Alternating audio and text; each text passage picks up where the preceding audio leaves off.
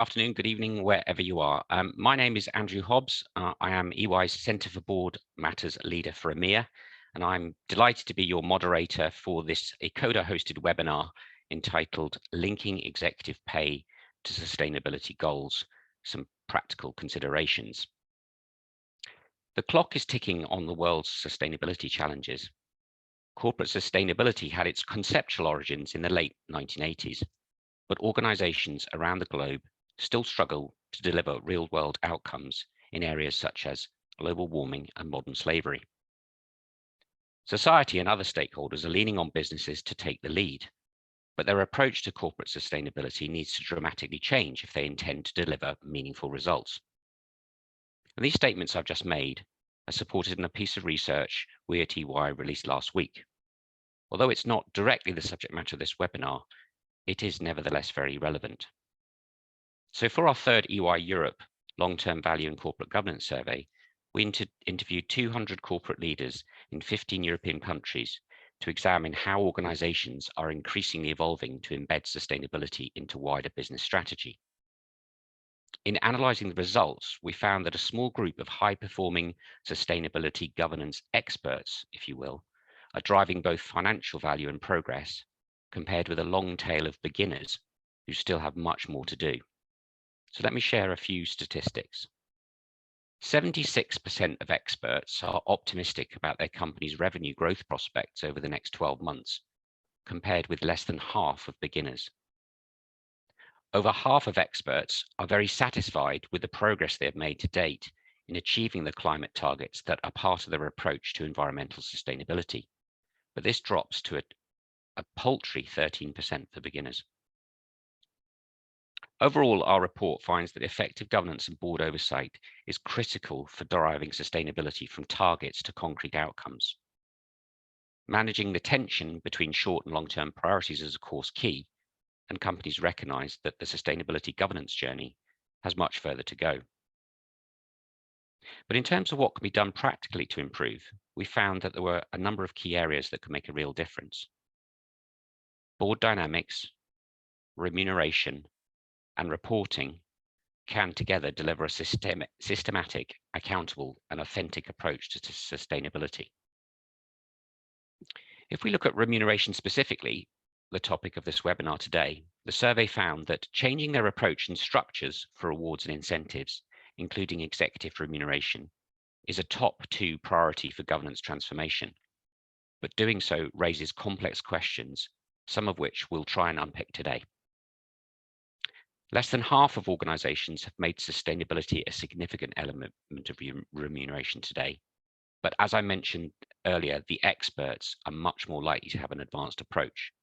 The majority of experts, 61%, include ESG metrics as a significant element when setting the composition of senior executives. In comparison, less than a third of beginners, only 29%, include ESG metrics as a significant element. And so it is against this background that we're holding this ecoDa webinar on remuneration today. And here to help explore the topic further, I want to introduce your illustrious panel. We have Monica de Vigilis, who's chairman of SNAM, Martha Cook, EY's global total rewards leader, Cinzia Donalicio, who's the remuneration committee chair of Carrel Industries, and last but not least, Catherine Savage, who's another partner in our EY reward and sustainability team. Welcome, huge welcome to you all. Before I ask the first question, I just want to cover a couple of housekeeping items. Please do interact with us, ask questions. Best thing to do is use the chat, please, audience, and we'll get to them as soon as we can. We have allocated some time at the end to cover your questions, but if some pertinent ones come up during the conversation, I will attempt to kind of insert them into the conversation with our panelists. And I also want to say something about terminology. So in this webinar, we are talking about remuneration and incentives for executive directors and management. So we're not talking for now about non-execs independence. And also when we refer to the board, we're not attempting or insinuating that this is about unitary boards only. It could equally apply to 2-tier board systems. So let's start the conversation, and I'm going to turn first to Catherine. Catherine, you heard what I said there about some of the findings of the long-term value and corporate governance survey that we released last week. Does that accord with what you're seeing in the market? It does, Andrew, and I think for me, I'm privileged and work with a number of board members, remuneration committee members, senior executive directors, and I think there is no kind of desire to make strides in sustainability and ESG.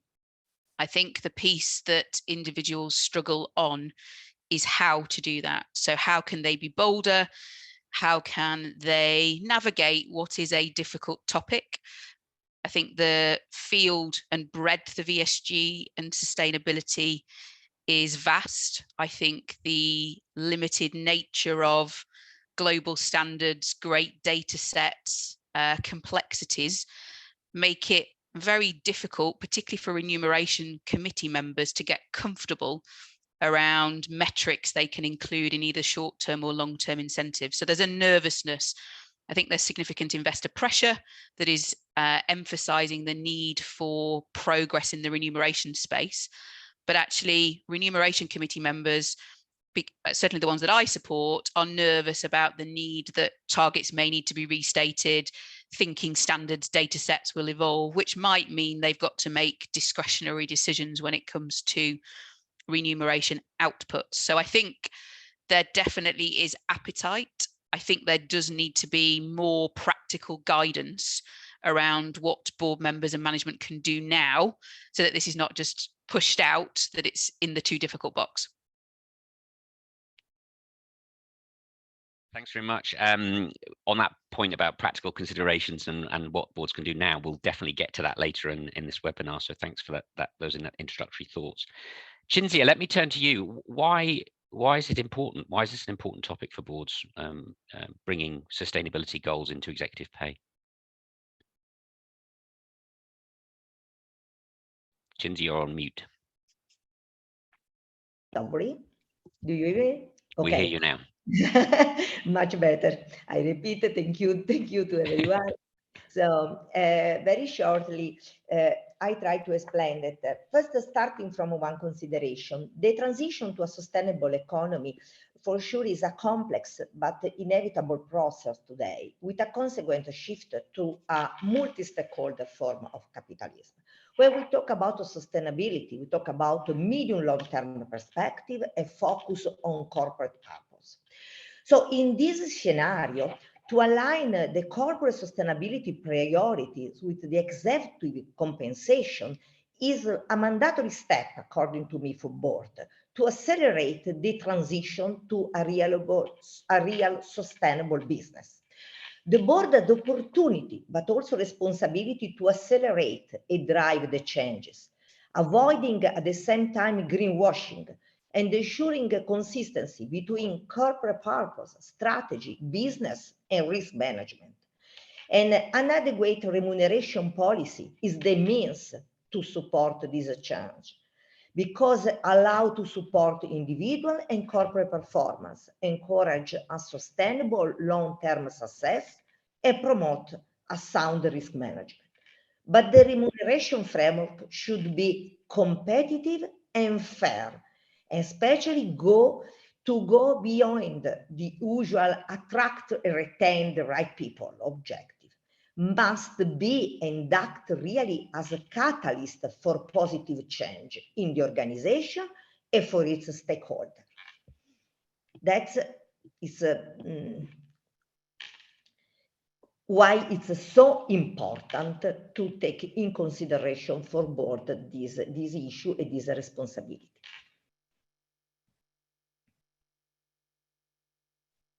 Thank you, Cinzia. And turning to Monica, I mean, this topic doesn't sort of exist in a vacuum. It's taking place at a time when boards are having to deal with remuneration policy and outcomes with existing packages. So what's happening in the market, and what trends are we seeing in remuneration currently that would also influence boards thinking about what to do next?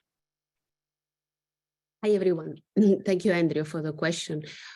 I think I've always seen, especially in certain geographies, a high scrutiny on remuneration. And remuneration is a compulsory vote, so it's also a tool that is available to express his vote. So I expect this year really an increased investor pressure on the remuneration.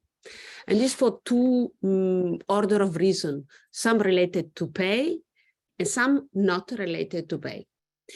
So on the pay reasons, there are two classes of reason. The one is the environment, so the cost of living crisis and the challenging economic environment and the unclear perspective that we have on the economy. So the result of these two main themes are on, I expect, a further scrutiny on the alignment of the compensation rise of the CEO with the compensation rise of the wider workforce. So a fairness and equity theme. And second, on the challenging economic environment, there might be a concern on the level of ambition of the stretch of the financial targets. So we have seen already in period of post-COVID, a kind of a tendency to be a little bit cautious on the target. So because we continue to have a high volatility, a high uncertainty on the outlook, this could be a concern of the investor that we put too easy target. So these two main elements could then result on negative vote on pay, but also recommendation of vote against the REMCO chair. And in particular, in situation where you had the COVID, then some company readjusted, then back to normal, but not really normal. So the shareholders have been expressing their opinion and sometimes with a negative vote. So for boards and REMCO who are not coming with the good rationale and a good remediation versus mixed result on vote in the past, I think action on voting against the REMCO chair could this time happen. And then another tool that some company uses that I think is really powerful is the discretionary power of the board that has to go up and down. So imagine a situation where you set, let me say, too easy target, or for other reason in terms of share price, you end up having too big packages, then the board should lead the way and take a discretionary decision on the downside. This is one area. Another area is the ESG component. There is sometimes a sentiment that the ESG linked compensation component is an easy one. And this might be because the selection of ESG performance criteria in terms of target, they might be qualitative, they might not be specific, different than the ones of the strategic plan, not science-based for the climate target. This is could be a reason. Another reason is the level of the payout. The payout could be overachieved while the overall trajectory, for example, of the company or the industry on, for example, on the decarbonization plan is not going as well as the overachievement of the target. So I think that in these two areas, a contextual reason because of the challenging economic environment and the cost of living crisis, and because of the still infancy nature of the ESG performance criteria, we might see some further scrutiny. And then there are no pay other than pay reasons. So the vote on remuneration is more and more used to show disagreement of shareholders on governance and even on strategy of the company. So this could be a side effect of the vote.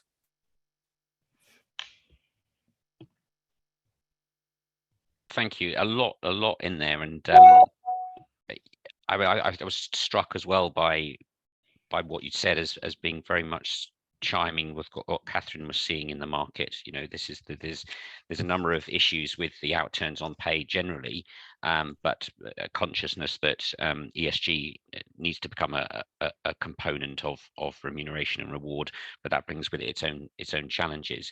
I mean, that's a great segue into a question I wanted to ask Martha, which is, what is the business case for change moving forwards, Martha? I mean, Right. Monica did a really good job there about sort of setting up and sort of saying how we're transitioning in terms of reward policy. But yeah, what's the business case for change? Yeah, thanks so much, Andrew, and good morning, good afternoon to everybody. We are honored and thrilled to be here chatting with you. Yeah, the business case for change, Monica just did a great job setting it up. We know there's a number of things that we know. We know that companies are incorporating ESG elements into their corporate strategy. They've been doing that for now many years, and we celebrate that, and we want that to continue. For companies that are not doing it, they're recognizing they need to do it, and they need to take action on that. But so as companies are putting their ambition, articulating their ESG ambition into their strategy, we also know that they've been doing a good job of, more times than not, getting it in their strategy. But we also know that companies and our clients are struggling with how to translate these ESG elements of their corporate strategy into executive balance scorecard and variable pay plans, for many of the reasons that Monica mentioned. And so despite this potential uncertainty, we believe that a business case for change, for companies to really boldly move forward, as Catherine said, and to embrace really aligning ESG within their executive scorecards and their variable pay plans, does exist because their stakeholders are demanding it. Investors, we know, are seeking executive accountability on the issue. We know that customers, they want to buy goods and services from organizations that have a prioritized ESG agenda. And similarly, we know that employees, EY did a work reimagined study in sort of mid 2022, where we sought what are the factors that employees are looking for in their employers. And that survey showed us that many employees are basing a big part of their employment decision to either go to a new company or stay with their current employer includes, what is the company's purpose? What is their culture?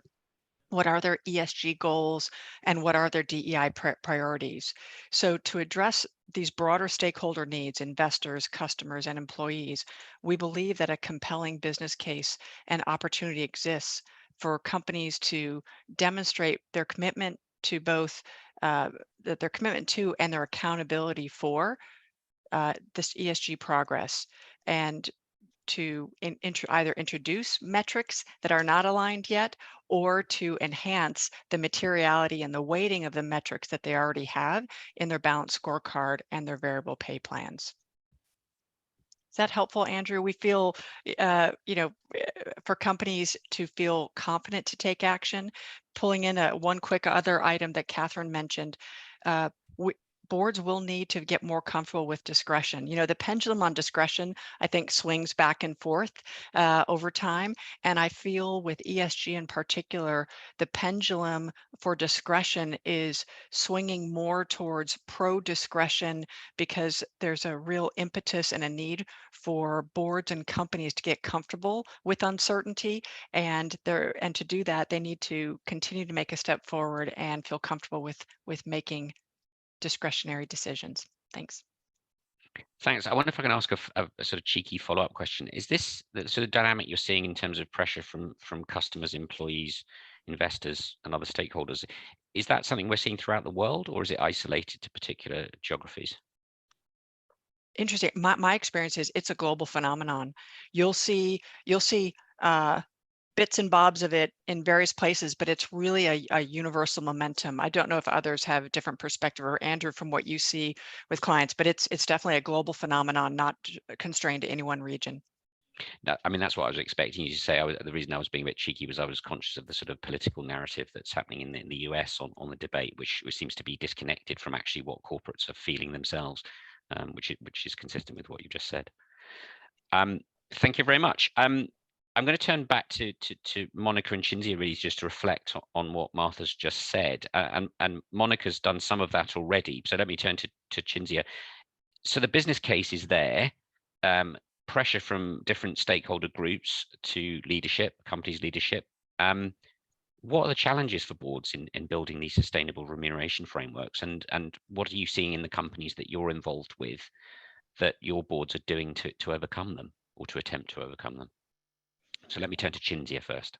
Okay, so to consider the challenge to face, we have to consider that the transition to a sustainable economy had opened a gap between the pay and the purpose in most of the executive suite, because pay means focus on financial performance, short term, and where purpose means focus on contribution to the society and long term.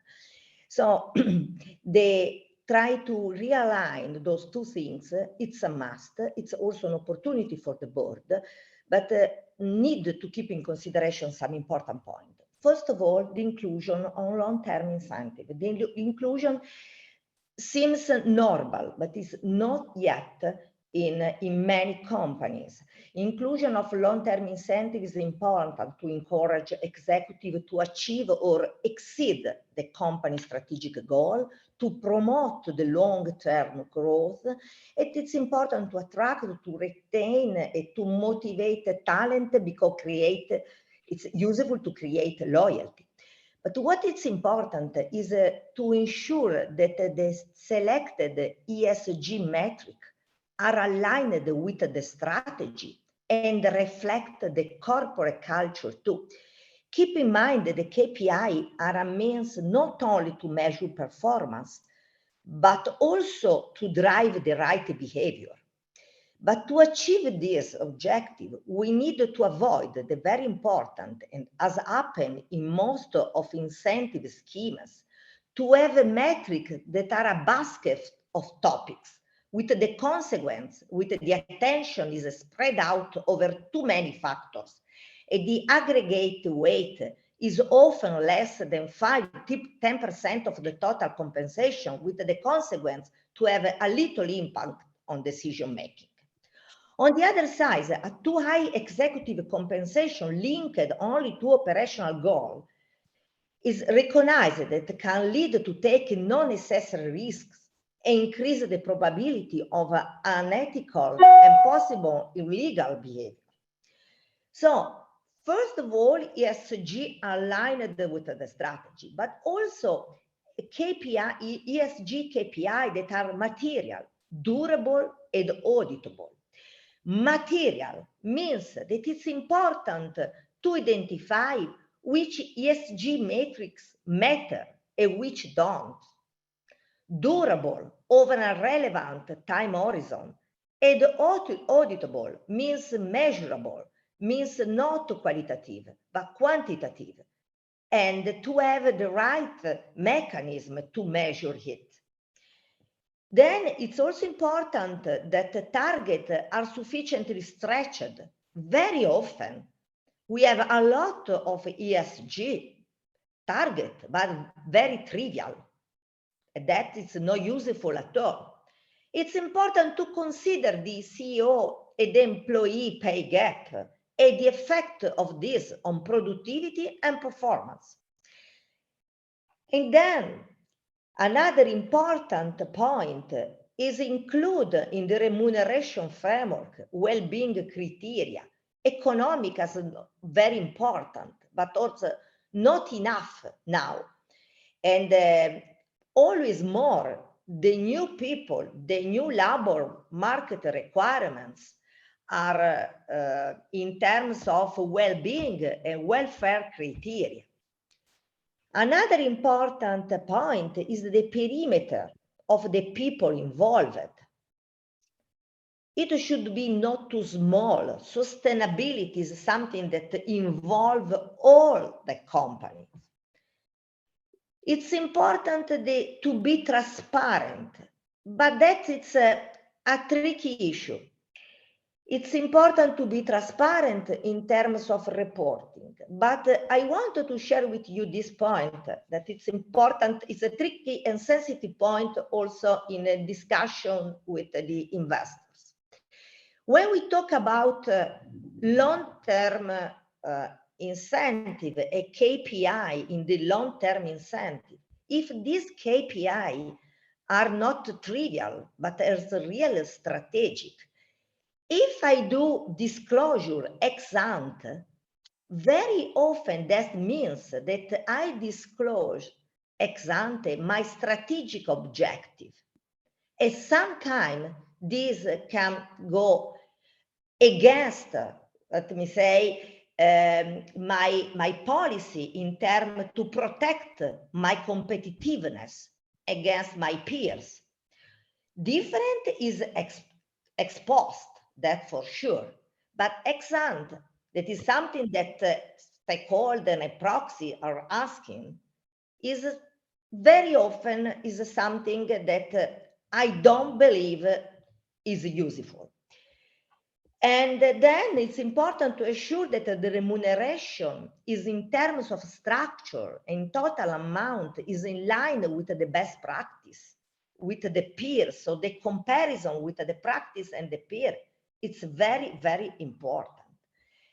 And let me say, last point is that it's important to reevaluate the goals periodically to ensure that our ESG targets are still relevant and effective, and to continue to verify that the goals are sufficiently challenging. So it's very, very important. From the other side, the measure, it's a tricky point, because you know that we have to consider, we have not a standard de facto still in place. As ESG regulation is fragmented, we have no stable and common ESG metric yet. ESG data collection aren't standardized. So of course, it's not easy game, but it must be done, because otherwise we are just doing greenwashing, nothing more than that. Thank you, Cinzia. Wow, there's a hell of a lot in there. I mean, I got sort of the importance of understanding that KPIs drive behaviors, not just performance. You talked about the importance of discretion, that boards aren't going to be able to get away from it. I thought that you made multiple points that suggested that we shouldn't just think about environment in all of this, that there's a huge social element, which also includes the sort of how you're treating your workforce.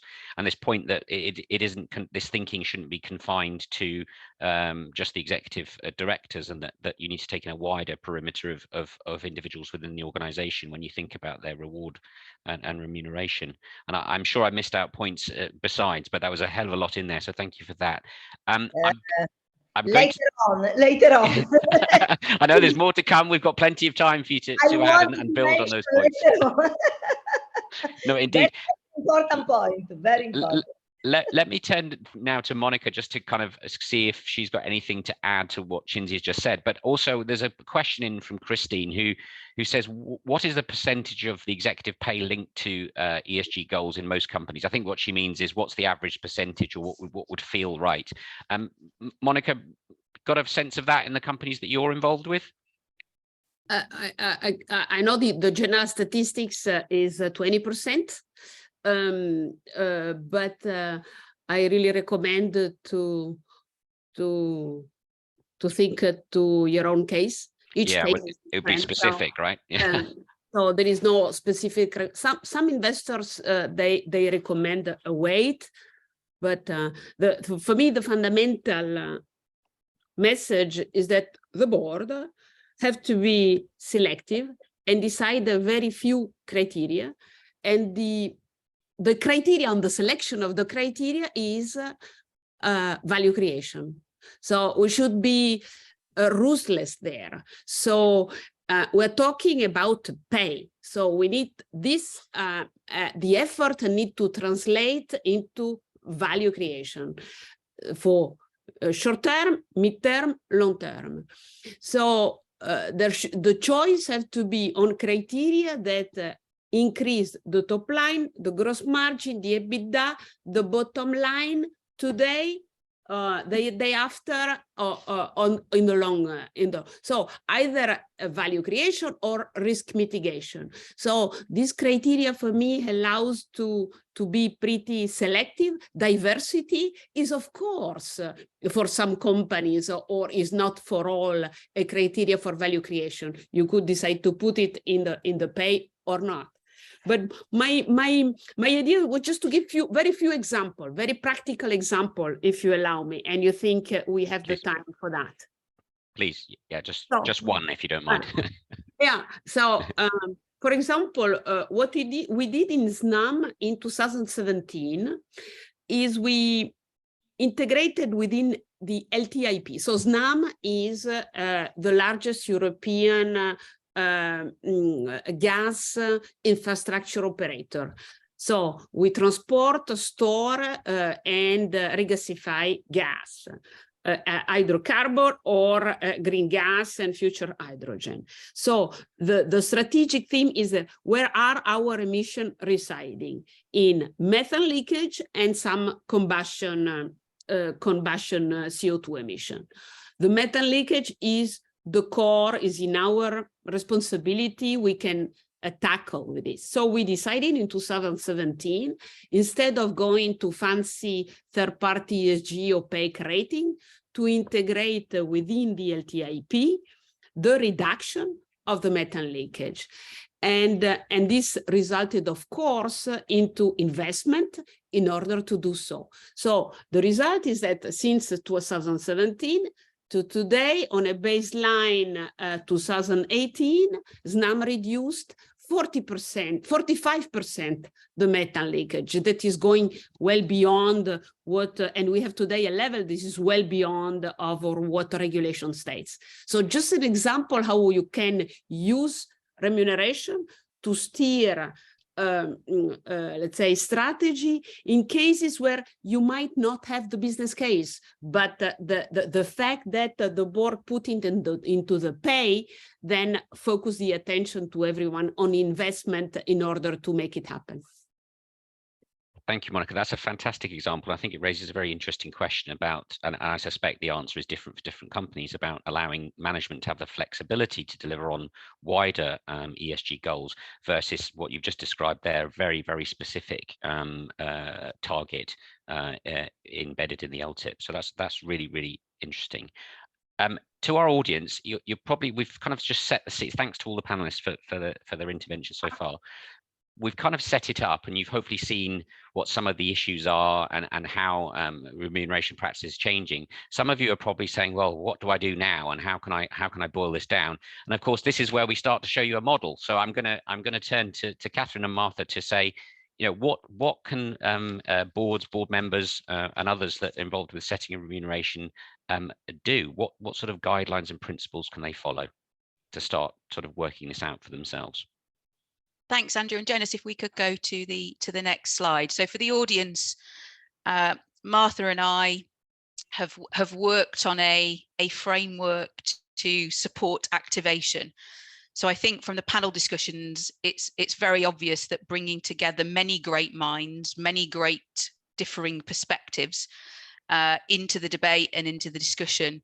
But Martha and I suppose, put our consultant hats back on, and when we're supporting our clients, we wanted a framework that we could talk to both management and the board, and particularly the remuneration committee, on how could you start to assess whether you are making enough progress on incorporating broader sustainability and ESG into remuneration. So I'm going to step you through at pace our activation, our sustainable remuneration guidelines that we launched in Davos earlier in the year. We will share this model with you post the call. So Jonas, if we could just move on. So I think what's really pleasing is what both Monica and Cinzia have been describing, we hope we cover off in a series of considerations that you could take back into the organisation that you are supporting, are governing, are making decisions on, and start to think about which of these areas of our guidelines might you already be making good progress in, or where might you have some quite stark and some quite bold gaps. So from an EY perspective, we partnered with a fabulous academic body out of the Netherlands, Reward Value. Again, they are very progressive in their thinking around responsible remuneration, and they have derived some pretty impactful principles around purpose, engagement, being transparent, the kind of time horizon over which remuneration should be assessed. So we've partnered with both Reward Value, we've brought the power of EY in, and then we also were privileged to work with a number of CSOs, Chief Sustainability Officers, from multinational organizations to bring that broader thinking in, because they are the subject matter experts on sustainability and ESG. If we could click, please. So when considering what guidelines we could set when we go into the organizations that we work with in the remuneration space, we wanted to consider what we would call foundational categories. So obviously you've got the kind of technical aspects of reward design, so the remuneration mechanisms.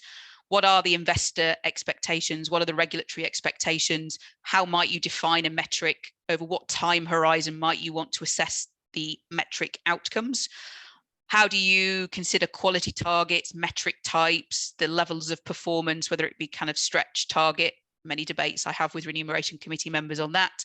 And what might be the instrument type? So if you like, the broad remuneration mechanisms, considerations that you would think about when determining how are your short-term and long-term structures in incentives designed.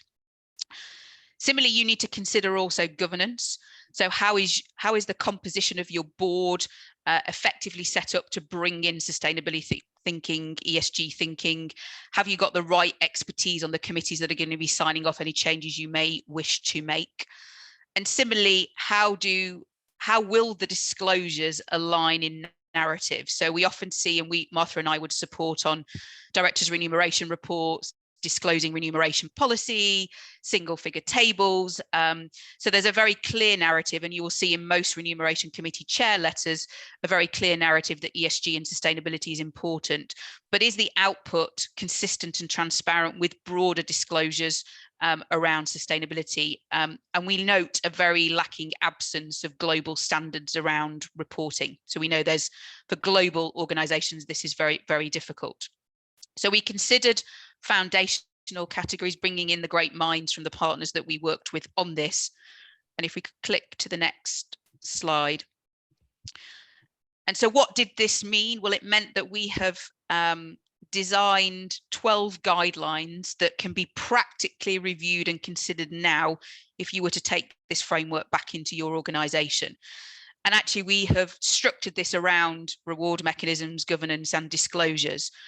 So guidelines 1 to 4 really echo what Cinzia was outlining around the types of metrics, the linkages between variable remuneration and the sustainability strategy, the prioritization of metrics. We often see e-metrics being incorporated both in short and long term, but there is this broader piece of S and G metrics and broader sustainability objectives. Again, the question that was raised around materiality, we often see many metrics of very low materiality that doesn't create the incentivization impact if you selected, prioritized more material metrics. So the sprinklings of 0.5%, 2% in a basket of measures that is already very crowded because of the strategic priorities of the corporate strategy. So again, thinking about the remuneration mechanisms, how you prioritize, how you weight, and how you importantly ensure that your remuneration, whether it be short-term or long-term, and our recommendation is the dialing up of long-term measures over short-term measures, because many of the targets around ESG, around societal value, human capital cannot be achieved in the short term. Is the time horizon for achievement is over a much longer time horizon. If we then come to governance, if we could move on, Jonas, to the next bit of the wheel. Again, Cynthia, you could have wrote the script for me launching the model. Again, how aligned is the remuneration strategy with the overarching ESG and sustainability strategy? And not only just for Remco, but what is the capability, the expertise on sustainability and ESG more holistically within the board and within the Remco to ensure that the board is equipped to really challenge and hold management to account for achievement of objectives.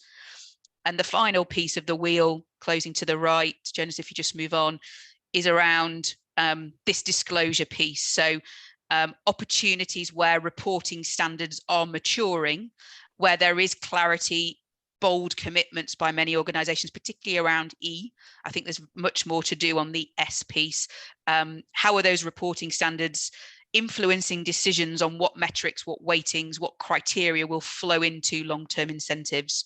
And then importantly, if you were to pick up the many aspects, the many disclosures that an organization has to release, is the narrative really consistent, and does the sustainability agenda sit firmly at the heart of the organizational purpose?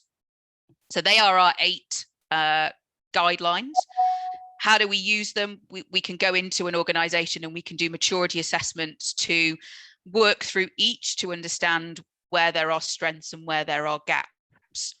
And Martha, good to just bring you in to kind of capture some views about kind of how we're practically using this, which I think is what we would like participants to take away. Yeah, exactly. And Catherine, thanks for taking us through this. You know, so what we've heard that companies are facing many challenges. We've heard that that regulation is fragmented, that ESG metrics are relatively immature. The E metrics are probably most mature, but some of the S and G metrics are less mature. Even so, on the E front, there's more work to be done. Data collection methods are not standardized, and ESG goal setting and calibration, which is a lot of this area in the yellow, they're untested.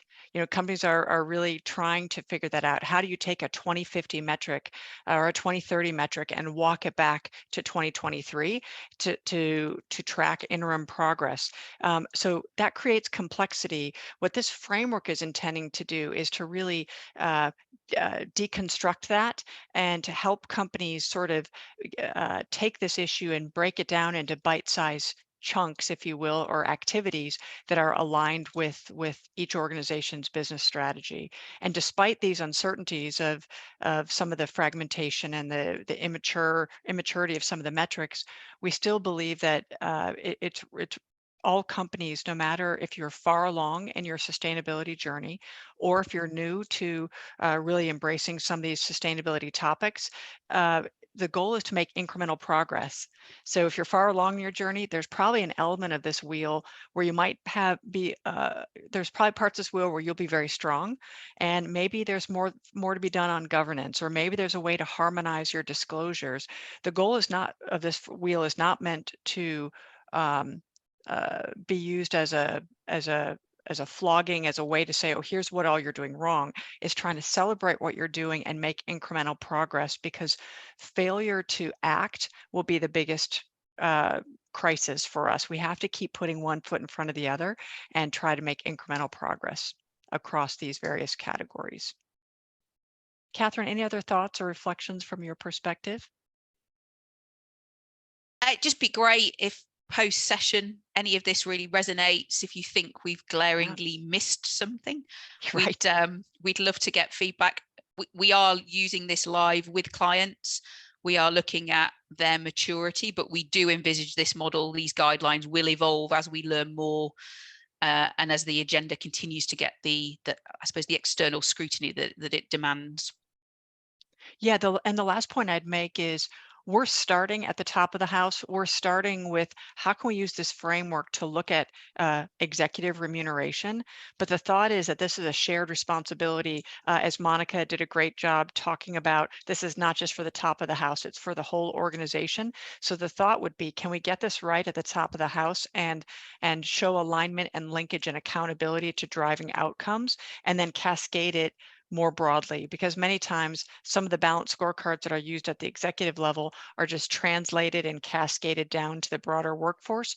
So the goal would be to ultimately have this be systematized throughout the organization as well. But the best place to start in the change agent is really at the top of the house through executive remuneration. Andrew, should we turn it back to you? Yeah, no, thank you very much.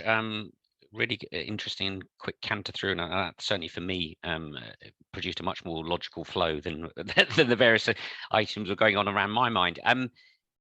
Monica, Cinzia, you, as Catherine and Martha picked up, you know, a lot of what you'd said before is kind of reflected in one or more of these elements. But now you've seen it, you've heard Martha and Catherine talk through it. What are your reflections?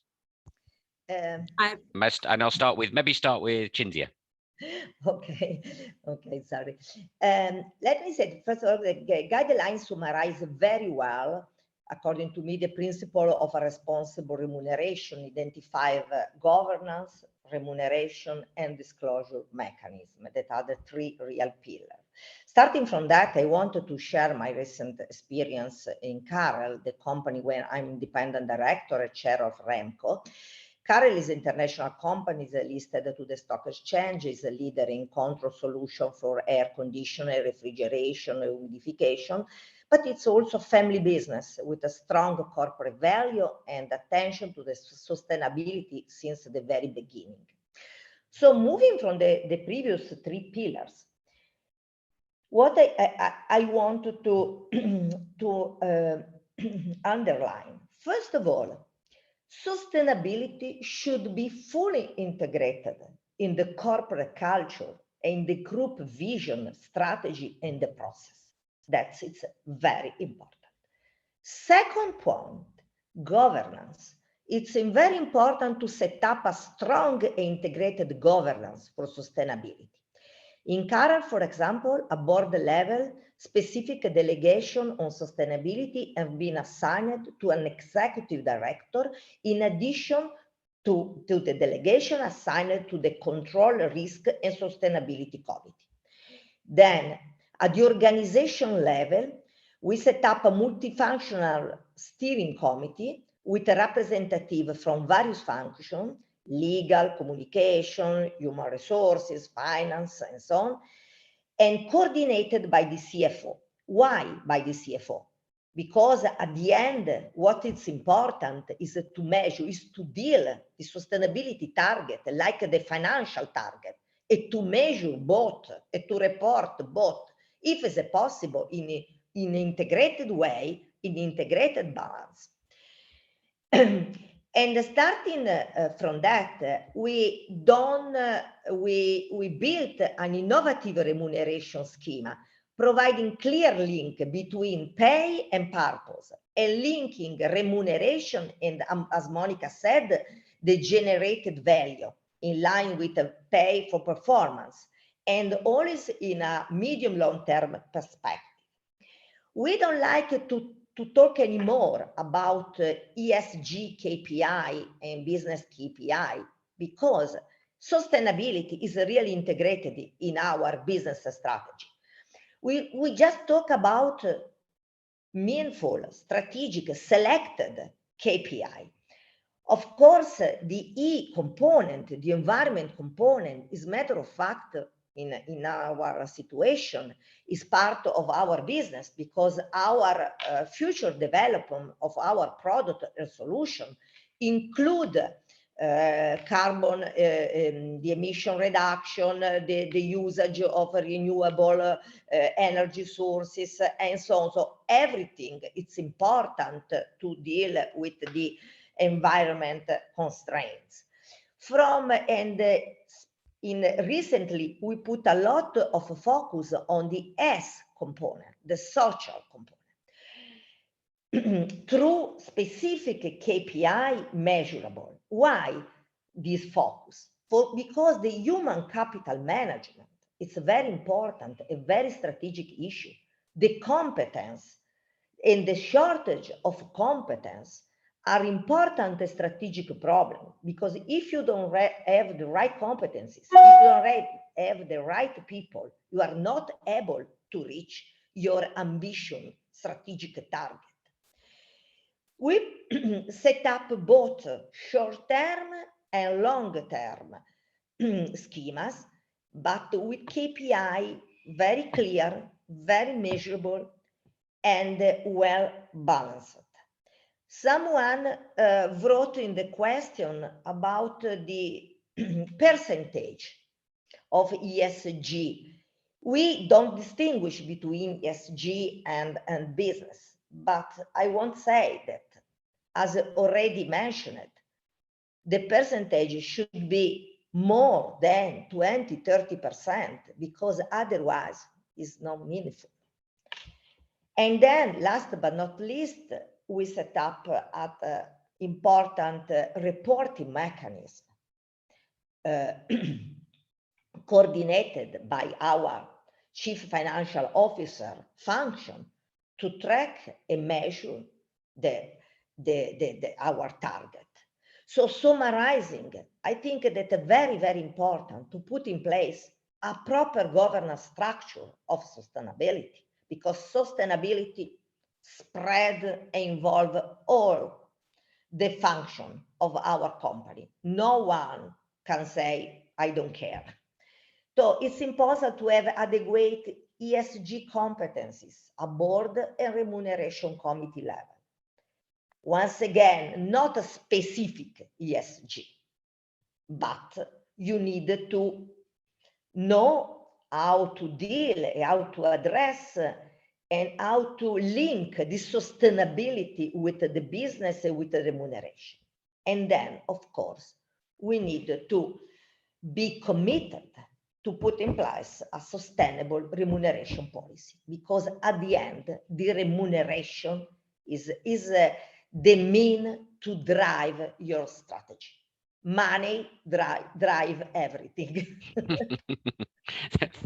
Thank you very much, Cinzia. I think you made a very compelling case that sort of says, if you haven't sorted out your purpose, your strategy, your business model, probably the competence and the composition of your board and senior management team, and oriented it around sustainability, you can't just start with remuneration. So it sort of all needs to flow from there. And I thought you made that case very, very powerfully. Monica, we haven't got much time left before we get to questions from the audience. So any quick comments for you, and I will come back to you as well in the Q&A, I'm sure. I have a comment on the yellow and a comment on the gray. On the yellow, the choice of the KPIs, I think I would be brave, recommend to be brave and choose an internal KPI, even if it is not standard, but a KPI which is meaningful, which you can prove that you have 2 years of history of tracking. This is more important than standardization, harmonization, and so on. Second point is on this recommendation of upskilling the REMCO member on ESG.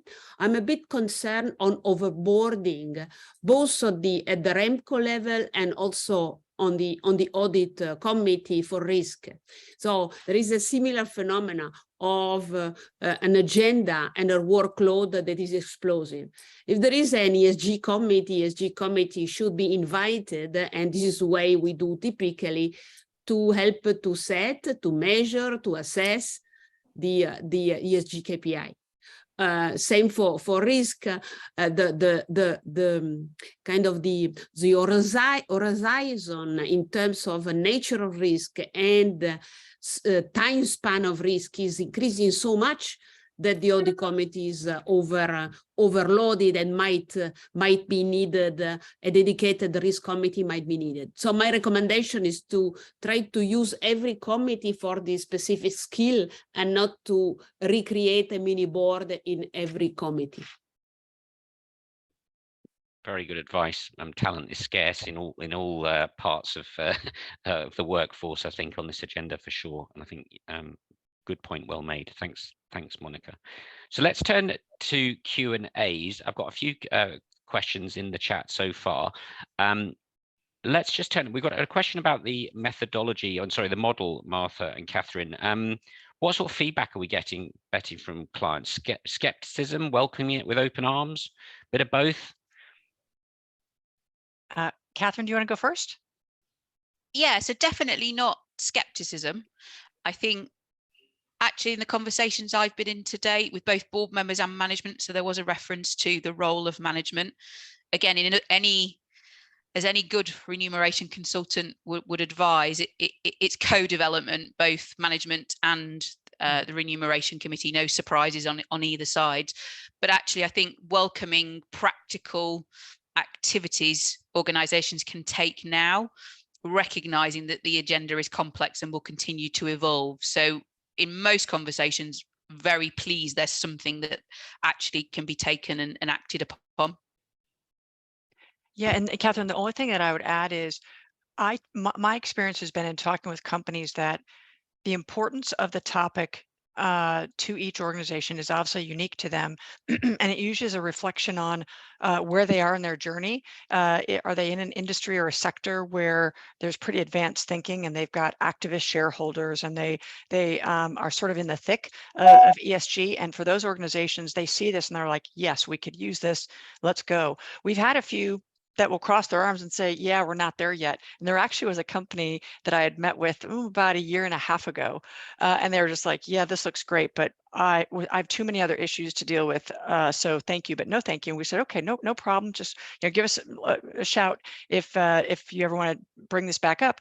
And literally a year later, they called and they said, oh my gosh, Martha, we have an activist investor that is all over us on this. Can we quickly use this to do an assessment so we can demonstrate an action plan? So there's no gotchas, but this is just meant to help companies that are newer to it, or if you get an activist investor that wants to know what your plan is, to sort of show alignment and make certain that you are walking the talk of ESG. It's just a way to help. So there is some skepticism, but more optimism than skepticism. Thanks both. We've had another question, and maybe I can target it at Monica and Cinzia. Is the question in saying, shouldn't we get executive management involved in the designing of these remuneration packages, as they understand the business and will have a view on the sorts of metrics or targets that need to be included? My answer is, of course. I took it was implied, but I think it's worth just clarifying. But yeah, no, sorry, Cinzia, yes, you.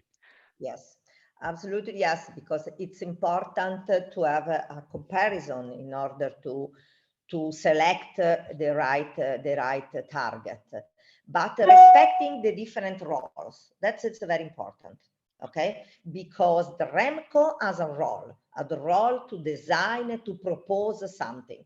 The final decision is up to the board. The management has the role to help you to understand what is meaningful or not, to let you understand what is meaningful or not, what is more in line with the strategy or not. So it's very important. Everyone, it's important, but respecting the different roles. Otherwise it's a mess. Thank you very much. Okay, with two minutes to go, I'm going to ask one final question of all our panelists, and I'd welcome you being as brief as possible. I mean, we've tried to boil down this sort of steps that you can take, meaningful steps to get your arms around this if you're interested in introducing ESG metrics and targets into your remuneration structures. But if I'm a board director, what if I was going to do one thing after this webinar, what would it be? And I'm going to start with Monica. Would be pay attention to or make sure that we create a high quality connection of pay with ESG. So not go out just because the activist is pushing you to do, but to be sure that you are picking the right one, that you have a couple of years of measurement, that you go at your own pace. In my experience, investors are always open to engagement, explanation. Good rationale is always accepted. So the risk is that you rush, you take the number of paper cup that you have in the coffee machine instead of the plastic. You can count them, you put in the remuneration, but it doesn't mean anything. Yes. Totally. Thank you. Martha. I would agree with Monica's summary. Take a look at the non-financial metrics and the balance between financial and non-financial, and just make certain in your short-term and your long-term plan that you're choosing the metrics that are material to your business to make a difference. Thank you. Cinzia. I totally agree with Monica. I'm nothing to add different. Okay, very good. Very good. This is even more helpful to our audience. And last but not least, Catherine. So probably a cheeky one from me. Get on the front foot and make sure that you read up on the content. So we'll post a number of articles, links, our frameworks available. My advice is get on the front foot before you start to have to get there and not be prepared. Great points. Okay, and with that, I'm going to bring this webinar to an end, a little bit over time, but well done to all the participants and panelists for keeping us on track and a really full and rich discussion. I think the messages that I really heard were don't wait, get onto it, but be mindful that this is all about really aligning your business model and strategy, and with the remuneration then flowing from there. And the tips that we got were, don't just kind of tick boxes and don't be pushed by pressures, undue pressure from different stakeholders. Build a high quality policy that suits your business, that includes material metrics and targets. And with that, what we didn't cover in this webinar, but which may be the subject of something for Beatrice and the team at ecoDa to take forward, is really what all of this means for non-executive directors, of which many of you will be in that category, and what that means for their own remuneration and incentives. But that's a topic for another day. It may or may not be us presenting on that in future, but I'm sure that ecoDa will come back to that. So with that, I'd just like to thank Cinzia, Catherine, Monica, and Martha, and to ecoDa for hosting us today. And we hope that you found that useful. And I wish you all a very good weekend. Thank you all. Thank you. Ciao. Thank you. Thank you. Have a nice weekend.